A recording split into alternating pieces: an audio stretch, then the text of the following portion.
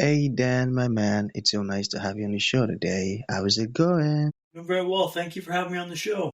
Beautiful. And thank you so very much for being here. Just like I mentioned earlier, I truly appreciate it. And you see, Dan, oftentimes I love to thank my guest for two things. All right.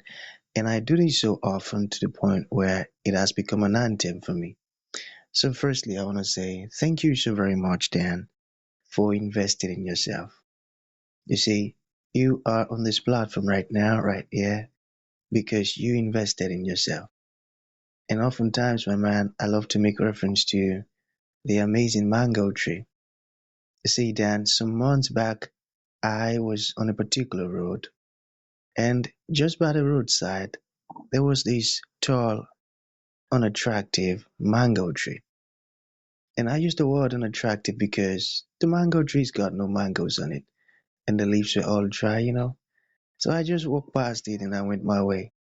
But you see, Dan, just recently I was on that same road. And this time around, a lot's changed about the mango tree, you see. The mango tree caught my attention pretty good from a distance. And immediately I got the urge to move so close to it, of which I did, and it wowed me. Because now the mango tree's got a lot of mangoes on it. Beautiful green leaves and healthy branches. And not just mangoes now, Dan, but ripe mangoes. It was such a special moment that day. I was so excited. Here is my point. The fact that you dedicated your time, energy, and resources to becoming the amazing Dan that you are today, that alone has made it really impossible for me to skip you. And that's why you got the request from me to be on the show because I was attracted to the fruit of all that you're doing, the impact your work is having, how you're offering your solutions, your philosophies, your insight. The stuff's are amazing. And just before you got the text from me, I said to myself, I've got to benefit from these beautiful things Dan is doing. Not only me now, but even the audience. And here we are today with the amazing Dan. So thank you so very much for doing that to yourself. And secondly, thank you for saying yes to the invite. Because if you had said nope, there was nothing Elisha could do about it. Thank you so much, my man. No stress, man. Thank you for sharing that story about the mango tree. Hopefully, I can offer some fruit today. So, my man, yeah, go get some mangoes, I tell you. So, I'm quite excited to have you on the show today, Dan, for two reasons. Firstly, my interest in knowledge seeking. I believe in order for one to transition from a chaotic situation to that of a beautiful one, then I believe it takes the application of knowledge, quality information, not just knowledge now, but the application of it.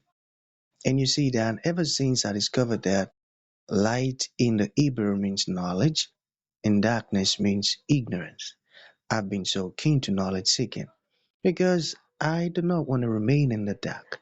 So that's going to make our conversation today very important to me and even to the listeners. And the second reason why I'm excited to have the amazing Dan on the show is for the sake of the listeners. You see, Dan, we live in an age where information is as abundant as grains of sand. We've got lots of information flying out there. So these folks trust me for quality, eye-opening, and very important information, of which I am totally convinced, Dan, that our conversation is going to be insightful and impactful. So for that reason, Dan, my man, let's get started with your introduction. Talk to us about your personal or professional journey. Because right now we are so curious. We want to know Thank you how very much Dan for the got here. introduction. Then afterwards, I've gotten some beautiful questions for you. Okay, Dan, over to you. Thank you. So, my name's Dan MacQueen. I'm a professional speaker based in Vancouver, Canada. I speak on change management, resilience, and motivation. Share my journey after a traumatic brain injury in London in June of 2014. The injury left me learning how to walk, talk, and smile again. After a routine optometrist appointment was cut short, I was handed a sealed envelope and told directly to go to the hospital. What followed was emergency brain surgery. After 4 weeks in a coma, I woke up and was told my new reality was shattered and had to rebuild my life piece by piece, inch by inch, row by row to navigate this horrific medical practice. So now I speak on this to help motivate you and change your mindset to help you navigate this in a way that's positive and remind you that you get to do this. You get to do this. So in a Cole's Notes version, that's my story, and that's why I'm speaking today, sir. Beautiful, my man. You see, you're such a strong man, and you've gone through all of that, and now you're using your testimony, your solution to help others. That's inspiring and that's profound, and I love that. But I'm still a bit curious. So, what happened to you in London around 2014? Yeah, so I was having headaches, getting progressively worse over a few weeks, taking painkillers like candy for them as my head was pounding. So on the tube one day, the tube site zigzag around London, lumbering towards Nine Hill Gate tube station on the district line. It's a slow roll at the best of times. Headaches were so bad, the vision turned starry and I saw spots, and it slowly started to fade to black. It was a race to see who could arrive at the station first, me or the blindness. Arrived at Nine Hill Gate tube station and stepped on the platform, mind the gap, and the lights went out. I couldn't see a thing. I was blind. After the longest 3 minutes of my life, my vision came back, and I carried on with my day. But the next day I went back to A&E. A&E is accident emergency in the UK, like ER in Canada and the United States. And I told them what had happened, what's going on here. I was blind on a tube station in London. This is not normal. They ran some more tests, and again, they thought it was vertigo. They sent me home. On the way out, they told me I could always get my eyes checked by an optometrist. An optometrist, I thought that's rather odd, but I'm not a doctor. I don't plan to play one now. Sure, why not? The next day, I found myself in Mr. Patel's chair. He was midway through a routine exam when he stops the exam. He excuses himself from the room and comes back a few minutes later with a sealed envelope which he hands to me. He told me to go directly to Moorfields Hospital, which I did. Well, tell a lie. I stopped at home first to grab a Jack Reacher book by Lee Child, a phone charger and a bite to eat. Arrived at Moorfields Hospital, handed the envelope. They ran the same test there again. Then escalated me up to Charing Cross Hospital. We're getting somewhere. I'm thinking, this is positive. This is good. Now, it turns out I had a dangerous buildup of pressure in my brain caused from a non-cancerous cyst in my pineal gland. It's causing the pressure to mount up, causing the vision issues, causing the headaches. Now, it turns out I require emergency brain surgery tomorrow. Now, it turns out my world's about to change altogether. After a frantic back and forth with the folks in Canada, the last text message my mom received reads, "I'll see you soon, Mom. Think I'll have a new haircut next time I see you. Love, Dan." So Mom's in the air flying to London on June 21st, 2014. I'm on the operating table. Something goes horribly wrong. I have a massive bleed in the brain, a brain hemorrhage. The cyst burst when they operated. Mom lands and finds I'm in critical condition.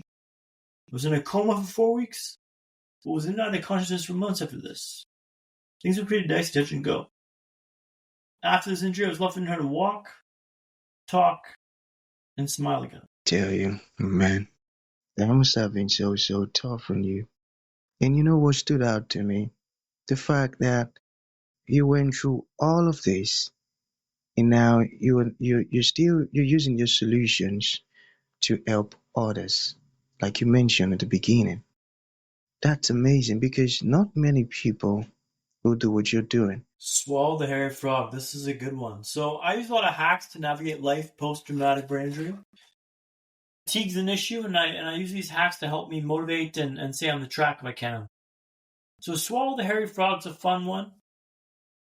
I used to swim Monday morning before work. I get up really early, 5 o'clock in the morning, go into the pool, swim lengths, and come to the pool. I come into the office. Just coming down the lift one day after work on Monday, had my 2 bags from the pool, and my HR manager goes, "Dad, what are these bags for?" And I go, "Oh, I went for a swim before work this morning." She goes, "Oh, you swallowed the hairy frog." And I said, "Excuse me?" She says, "Oh, you swallowed the hairy frog." And I go, that's not a thing. So hair the dog, swallow the frog are 2 expressions you can use in a way that's acceptable in the modern language. To swallow the hairy frog is total nonsense. What it means, though, is if you had a difficult task to do in the day, you would do it first thing in the morning. Swallow the hairy frog first thing in the morning. I don't know how Harry got incorporated into that, but it's a momentum hack that I share. That if you have a difficult task to do it first thing and get it over with.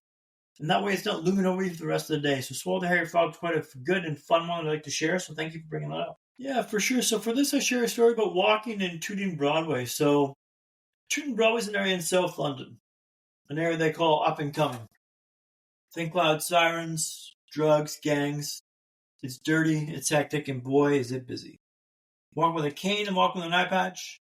After 4 months in a wheelchair, I'm literally Bambi on ice. I turn the corner to walk on the high street for the first time, immediately get slammed into by someone. Stagger back a few feet. Someone scurries past me on the right-hand side. I thought I was done with the rats. Someone had been stabbed on the sidewalk over here. I'm thinking, this is a pretty wild place to learn to walk.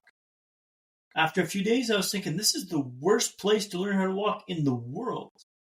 Can't they see I'm trying to walk here? Can't they see I'm trying here? And then one day my perspective shifted. Maybe this isn't the worst place to learn how to walk in the world. No, maybe this is the best. If I can walk here, I can walk anywhere. Tune Broadway didn't change. It went from the worst to the best in my mind, and my mood reflected that. What are you looking at in your life you're convinced is the worst? Convinced is the absolute worst. Maybe it is. Maybe you can find a way to turn down the suck a little bit. Shift that perspective a little bit. Iron Mike Tyson famously said, everyone's got a plan until they get punched in the mouth. Now, your punch may not be a brain hemorrhage, right? It will be a job loss, a breakup, a diagnosis for you or a loved one. You will take that punch in the mouth. How do you respond? I'm offering a compass, not a map, but a compass. It always points towards true north. Learn things like mindset, perspective, and hacks.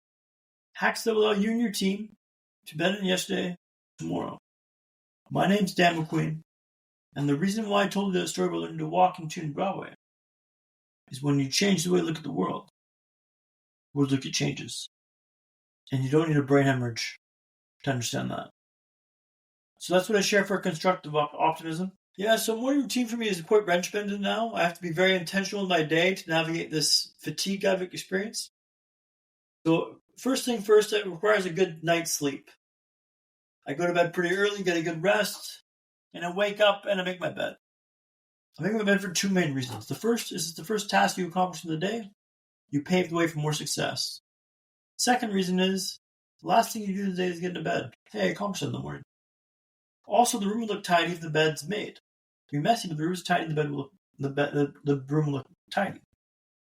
Then I'll dive into exercise. I'm doing push-ups now to get a bit of a heart sweat on. And I'll do push-ups, then I'll jump in the shower. End the shower cold. Nothing heroic here, 1 to 3 minutes. Then I'll come out and then I'll meditate for 20 minutes. Every morning is the same. I build up the same way. I armor up for the day the same way to navigate change and navigate fatigue as best I can. By limiting the amount of choice I have in the morning, I'm able to focus on the task at hand and save the bandwidth for what's more important later on. So morning routine is very important for me and very part of my routine now. So thank you for asking that question. Yes, this goes back to Alan Watts. He talks about play being an important part of life. If you make life about play, it becomes less onerous, less difficult. You're having fun. You're testing things out. You're trialing and failing. So on this podcast a little while ago for video games. I'm not a gamer per se, but I used to play Mario Kart 64. I told the hostess, he goes, we'll just talk about Mario Kart 64. I'm like, okay, well, life's like Mario Kart 64. You're going around the mushroom circuit, let's say, you know, that obstacle on the second left-hand turn. Hit it the first time. You spin out, okay, unfortunate.